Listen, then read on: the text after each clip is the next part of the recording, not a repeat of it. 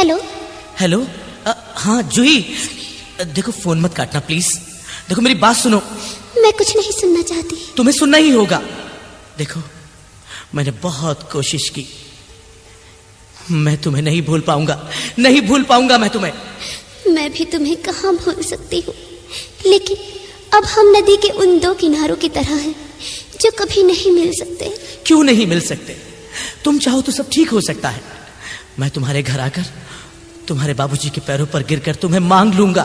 नहीं समीर नहीं, अब कुछ नहीं हो सकता। तुमने बहुत देर कर दी। अब अगर तुमने ये बात भी की तो मेरा मरा मुंह देखोगे। ये तुम क्या कह रही हो? अच्छा फोन रखती हूँ, बाबूजी आ रहे हैं। जूही मेरी जिस दिन